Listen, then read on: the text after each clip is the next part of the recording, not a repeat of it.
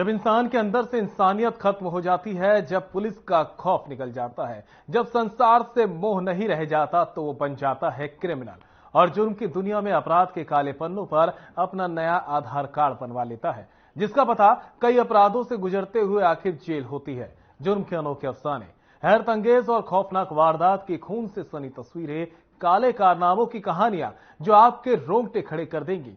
लेकिन हमारा मकसद सनसनी फैलाना नहीं, बल्कि आपको सावधान करना है कि कहीं कातिल आपके आसपास तो नहीं।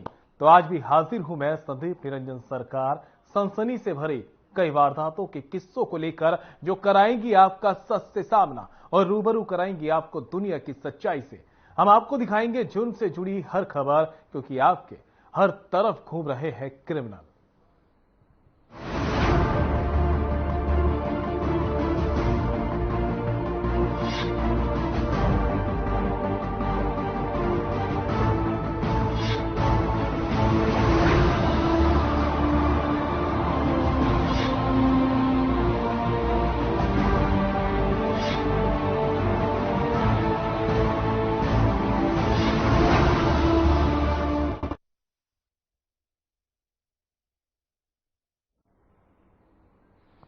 शादी के बाद से ही पति की जिम्मेदारी हो जाती है कि वो अपनी पत्नी का ख्याल रखे और पत्नी की रक्षा करना भी उसके पति का कर्तव्य हो जाता है। लेकिन कुरुक्षेत्र के शाहबाद से आई खबर ने सबको हैरान कर दिया। बता दें कि पति पत्नी के बीच किसी मामूली सी बात पर विवाद हो गया और ये विवाद इस कदर बढ़ गया कि पति अपने ही होने वाले बच्चे की मां की जान का दुश्मन बन गया। जी हां, पति ने अपनी गर्भवती पत्नी पर जानलेवा हमला कर दिया। देखिए रिपोर्ट।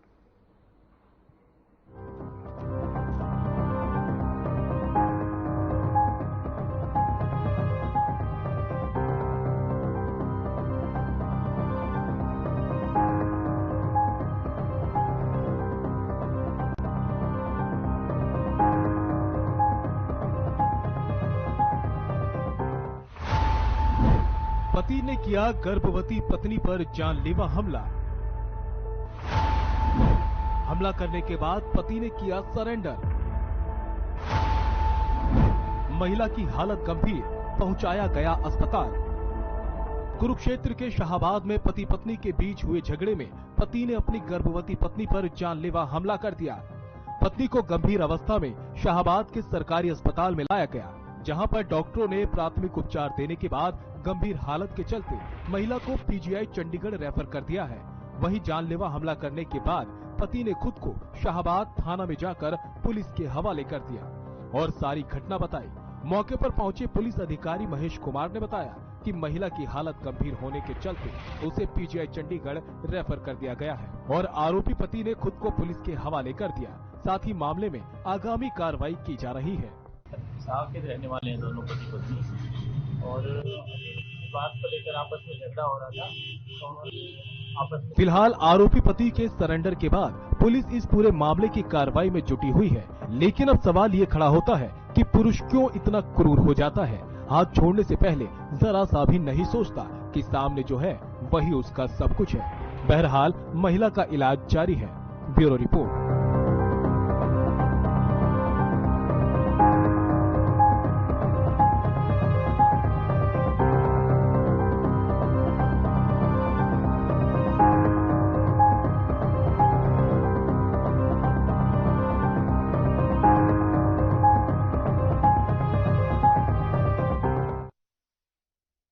अब ये खबर गुरुग्राम से है, जहां पुलिस ने 2002 में हुई हत्या के मामले को सुलझाया है और 5000 रुपए के इनामी बदमाश को गिरफ्तार करने में सफलता हासिल की। बता दें कि आरोपी ने आपसी रंजिश के चलते हत्या की थी और फरार चल रहा था। इसी को लेकर पुलिस ने कार्रवाई की है।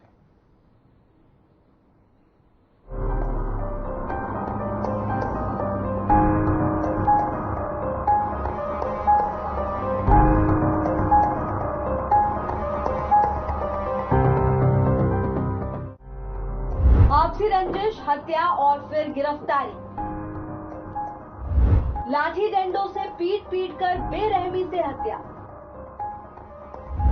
2022 की वारदात, 2024 में हुई गिरफ्तारी। गुरुग्राम पुलिस की क्राइम यूनिट सिकंदरपुर ने हत्या के मामले में फरार चल रहे 5,000 रुपए के इनामी बदमाश को गिरफ्तार करने में सफलता हासिल की है। इस हत्याकांड में पुलिस पहले ही 4 आरोपियों को सलाखों के पीछे धकेल चुकी थी। हत्या की वारदात सोहना के गांव दमदमा में 10 नवंबर 2022 को घटित हुई थी। फरार चल रहे 5,000 के इनामी बदमाश को पुलिस ने नोएडा से गिरफ्तार किया है, जिसका नाम पवन कुमार है। वहीं इस हत्याकांड में पुलिस ने संदीप, टूटा, आनंद और योगेश को वारदात के बाद ही गिरफ्तार कर सलाखों के पीछे धकेल दिया था। आरोपी से पुलिस पूछताछ में पता चला कि मृतक अर्जुन से आरोपी और उसके साथियों का किसी बात को लेकर झगड़ा हो गया था, जिसकी रंजिश रखते हुए पवन ने अपने साथियों के साथ मिलकर अर्जुन की लाठी डंडों से पीट कर हत्या कर दी थी। इस मामले में एसीपी क्राइम वरुण दहिया ने बताया कि सोहना के सदर थाना पुलिस को गांव दमदमा में लड़ाई झगड़े के दौरान लगी चोटों के कारण अर्जुन नामक युवक की मौत होने की सूचना मिली थी। सूचना पाकर थाना सदर सोहना की पुलिस टीम अस्पताल पहुंची, जहां पर मृतक के भाई ने शिकायत दी कि कुछ युवकों ने लाठी डंडों, रॉड और पत्थर से उसके भाई पर हमला कर दिया। मारपीट के दौरान लगी चोटों के कारण उसके भाई की मौत हो गई। इस शिकायत पर थाना सदर सोहना में हत्या का मामला दर्ज कर हत्यारों की तलाश शुरू की गई और अब जाकर इस मामले में पूरी तरह से सफलता मिली है।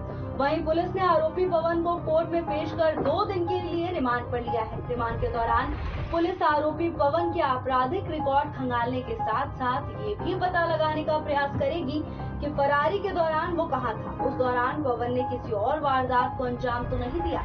सर, ये आरोपी को गिरफ्तार किया है, क्या कुछ है पूरा मामला? ये वर्ष 2022 की एक घटनाक्रम है, जिसमें गांव दमदमा सदर सोना पुलिस स्टेशन के अंतर्गत एक जो गांव आता है दमदमा, वहाँ की एक वारदात है।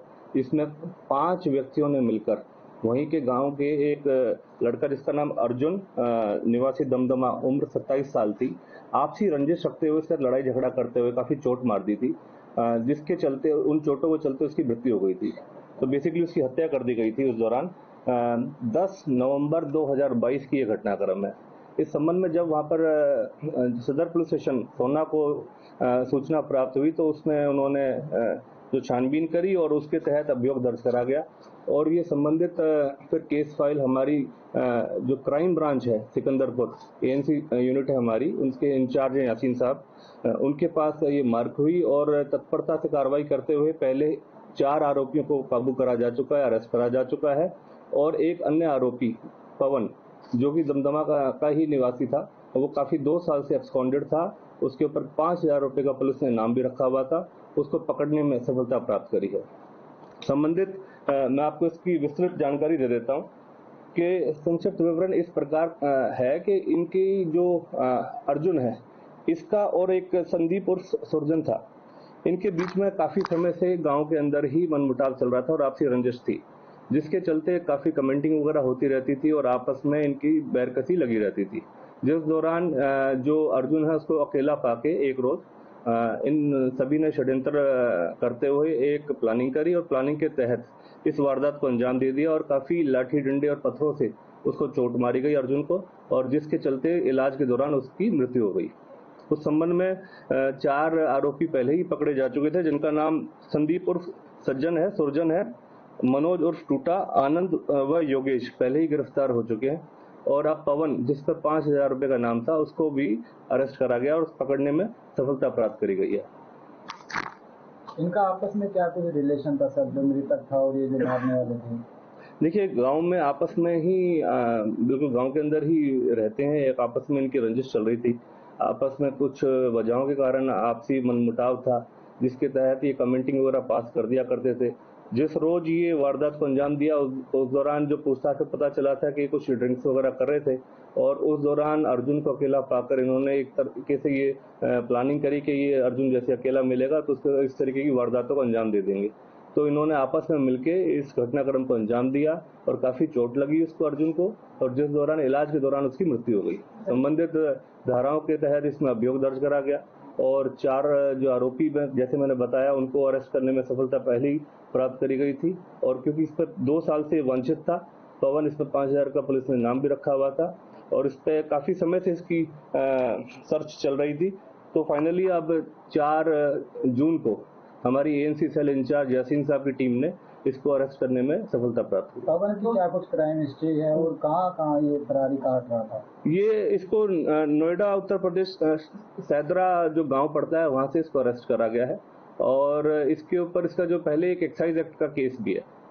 तो बाकी अब इससे जो जिस लाठी डंडे वगैरह का इस्तेमाल करा था, जो वेपन इसने इस्तेमाल करे थे, इस संबंध में उसके बारे में जानकारी हासिल करी जा रही है और एक डंडा जो है वो जो उसने वारदात में इस्तेमाल करा था वो भी बरामद करा जा चुका है। Thank you.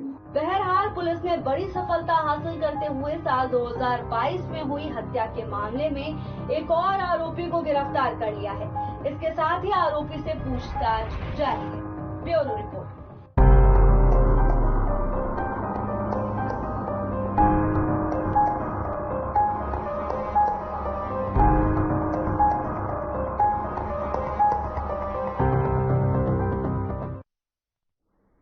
अंबाला में चोरों ने आस्था के केंद्र को ही अपना शिकार बना डाला। बता दें कि अंबाला छावनी में एक भैरव मंदिर है, जहां चोरों ने मंदिर के 4 अलग अलग दान पात्रों का ताला तोड़ दिया और नकदी लेकर फरार हो गए। देखिए रिपोर्ट।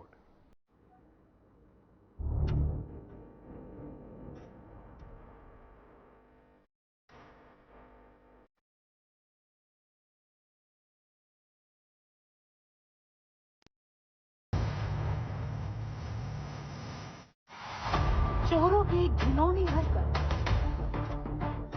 आस्था के केंद्र को बनाया अपना शिकार। मंदिर से नकदी लेकर चोर फरार। अंबाला में इन दिनों चोरों का आतंक बढ़ता जा रहा है। चोरों ने अब आस्था के केंद्र को भी अपना शिकार बनाना शुरू कर दिया है। ताजा मामला अंबाला छावनी के तारानगर से सामने आया है, जहां पर भैरव मंदिर में चोरों ने चोरी की है।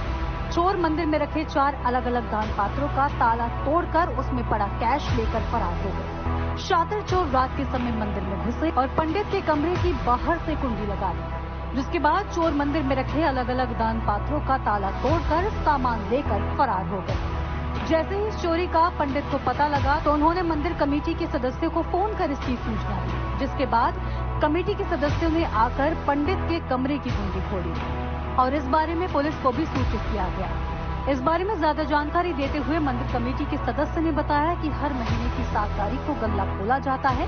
हर बार 15 से 20 हजार रुपए होंगे और इस बार भी इतने ही होंगे। वहीं इस मामले में कमेटी सदस्य ने पुलिस से न्याय की गुहार लगाई है। मंदिर के हम कार्यकर्ता हैं, हमें पंडित जी का फोन आया सवेरे कि भाई रात को चोरी हो गई मंदिर में। तो आगे देखा कि गल्ले टूटे हुए झाड़ियों में पड़े हैं और इसमें सारी नकदी निकाल के लेके गए हुए हैं चोर। फुटेज में भी आ गए हैं 2 चोर। अभी कार्रवाई पुलिस को दे दी है कार्रवाई के लिए, कंप्लेंट। आगे जैसा भी होएगा देखते हैं। सर कितना को कैश था इस गल्लों में? कैश सब महीने के पूरे महीने का होता है। 7 तारीख को गल्ले खुलते हैं तो 15 से 20 हजार रुपये के करीब होता है महीने का। सर जान बेजान फुटेज में आ गए हैं। वैसे शनाख्त करी है उनकी हमारे कई बंदों ने, ये वो हो सकते हैं। मामला दर्ज करा दिया सर? हाँ जी, अब कंप्लेंट दे के आए हैं। आगे पुलिस आई थी, अभी जो कार्रवाई बनती है वो करेगी। ठीक है। महाकाल भैरव चोरी की घटना की सूचना मिलने पर मौके पर पहुंची पुलिस ने इस बारे में जानकारी देते हुए बताया कि उन्हें मंदिर कमेटी की तरफ से चोरी की सूचना मिली थी, जिसके बाद वे मौके पर पहुंच गए और हर पहलू से जांच की जा रही है। इसके साथ ही उन्होंने बताया कि चोरी का एक सीसीटीवी फुटेज भी सामने आया है, जिसकी मदद से चोरों की पहचान की जाएगी। हाँ, ये हमारे को उन्होंने सूचना दी थी, दरखास्त दी थी कि यहाँ रात को मतलब मंदिर में जो गले रखे थे वो चोरों ने उठा लिए और तोड़ दिए, उनसे कैसे निकाल लिए। तो सूचना पर मैं आया था और मैंने यहाँ देखा और हम इसमें कार्रवाई कर रहे थे। सर एक पैच का टूटा हुआ पैच का पड़ा था, वो दिया है। बाकी अभी कोई कितने गले टूटे सर? 4 गले। कितनी शर्मनाक बात है कि अब चोर मंदिर को भी अपना शिकार बनाने लगे हैं, लेकिन पुलिस के हाथ अभी तक खाली ही रहते हैं। फिलहाल इस चोरी की घटना का सीसीटीवी फुटेज भी सामने आया है, जिसे पुलिस खंगाल रही है और इस मामले में हर पहलू से जांच कर रही है। Bureau report.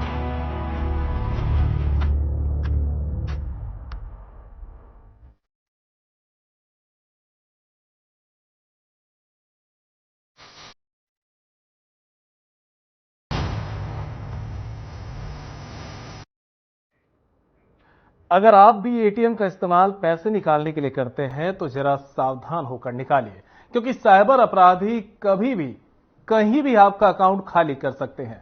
ताजा मामला साइबर सिटी गुरुग्राम का है, जहां एक ऐसा ही गिरोह सक्रिय हुआ था। हालांकि ये गिरोह पुलिस से नहीं बच सका। देखिए इस रिपोर्ट में कि कैसे पुलिस ने इस गिरोह का भंडाफोड़ किया है।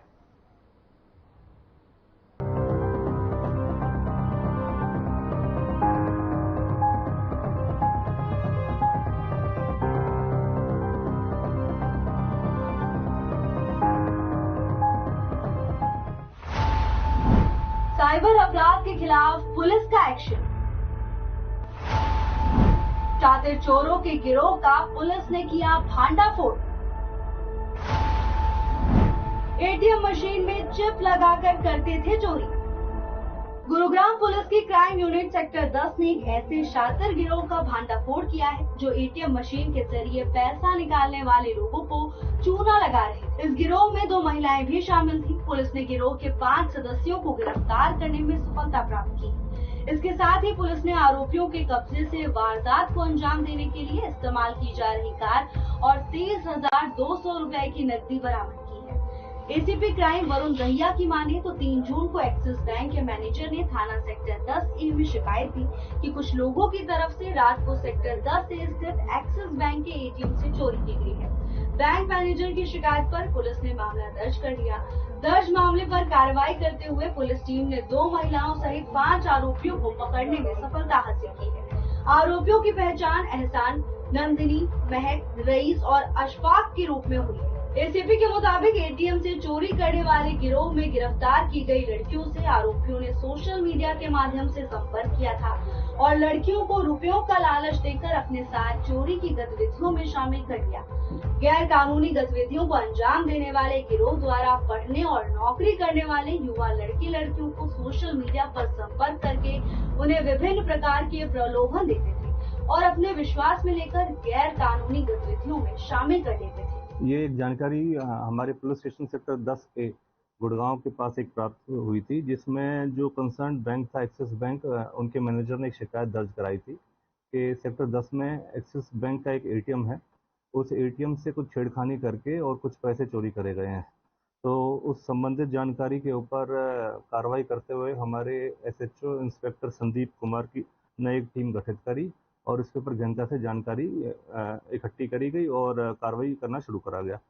उस दौरान जानकारी जब इकट्ठी करी गई तो पता चला कि 2 और 3 जून के इंटरवीनिंग नाइट के दौरान एक्सिस बैंक का जो एटीएम सेक्टर 10A के अंदर स्थित है, जो पुलिस स्टेशन के अंतर्गत आता है, उसमें कुछ लोगों ने उस एटीएम मशीन के साथ छेड़खानी करते हुए उसमें से कुछ पैसे चुरा लिए हैं और ये एक अलग ही तरीके का मॉडस ऑपरेंडी अपनाया गया है इन चोरों द्वारा, जिसके बारे में विस्तृत जानकारी मैं अलग से दूंगा आपको।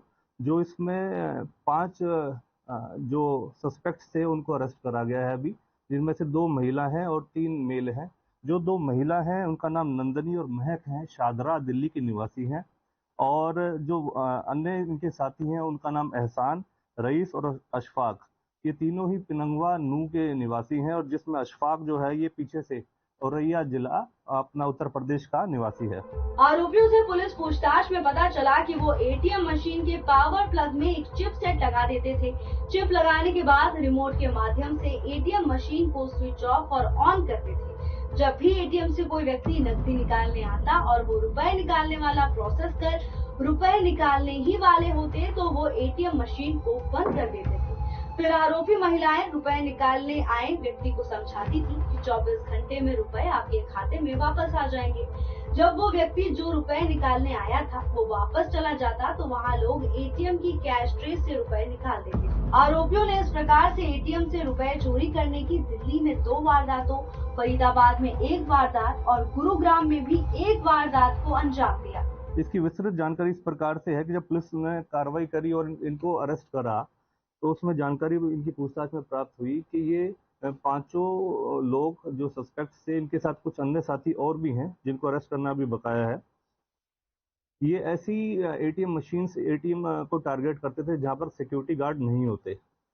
तो इस संबंध में जहां पर सिक्योरिटी गार्ड नहीं पाए जाते उन मशीन्स को टारगेट करते हैं और उन मशीनों के ऊपर ये क्या करते हैं कि जो इनका पावर सप्लाई प्लग होता है उसके अंदर एक ऑटोमेटेड चिपसेट इंस्टॉल कर देते हैं और वो रिमोट से एक्सेस हो जाता है कि जब भी कोई अगर ट्रांजैक्शन करी जाती है किसी भी अन्य व्यक्ति द्वारा, और जिस तरीके से जो इसका मशीन के अंदर जो पैसे गिने जाते हैं, जो मशीन टैली करती है, जब उसकी जैसे ही उसके अंदर एक आवाज़ आती है, वो आवाज़ जैसे ही रुकती है तो जो महिलाएं होती हैं वो उस मशीन के आसपास रहती हैं, और जिस तरीके से वो आवाज़ रुकती है जब टैली करने की, पैसे की जो काउंटिंग होती है, जैसे ही वो मशीन रुकती है, ये पीछे से इशारा करके अपना सिग्नल देके वो पीछे से रिमोट एक्सेस से उस मशीन को पीछे से पावर सप्लाई का कट कर देते हैं, जिस वजह से मशीन की पावर सप्लाई कट होने के कारण वो पैसा बीच में ही काउंटिंग होने के बाद मशीन में फंस जाता है, और फिर बाद में उसको ये अपने जो मशीन को किस तरीके से जहाँ पर मशीन का पैसा निकलता है उस जगह को खोलकर और वहाँ से फिर ये पैसे निकाल लेते हैं। तो इस तरीके करीबन इन्होंने पहले भी गुड़गांव, दिल्ली, एनसीआर वगैरह के क्षेत्र में लगभग ऐसी 4 वारदातें जो अभी इन्होंने बताया है, पूछताछ में इन्होंने और भी ऐसी कर रखी हैं दिल्ली एनसीआर के क्षेत्र में। संबंधित सभी पुलिस स्टेशन को उस बारे में हमने सूचित किया है, और अन्यथा इनके ऊपर जो रईस है और एहसान है, इनके ऊपर भी दिल्ली एनसीआर के अंदर लगभग 8 ऐसे अभियोग और भी दर्ज पाए गए हैं जिसमें इस तरीके की वारदातों को इन्होंने अंजाम दिया है। फिलहाल इस पूरे मामले में पुलिस ने सख्ती से कार्रवाई की है और आरोपियों को पकड़ लिया है। वहीं गुरुग्राम पुलिस अपील करती है कि सोशल मीडिया के माध्यम से रुपयों का प्रलोभन देकर गैर कानूनी गतिविधियों में शामिल करने वाले किसी भी व्यक्ति की बातों में न आए, और बच्चों के माता पिता भी अपने बच्चों की सोशल मीडिया गतिविधियों पर ध्यान रखें ताकि वो किसी ऐसे गिरोह के संपर्क में न आ पाए। Bureau report.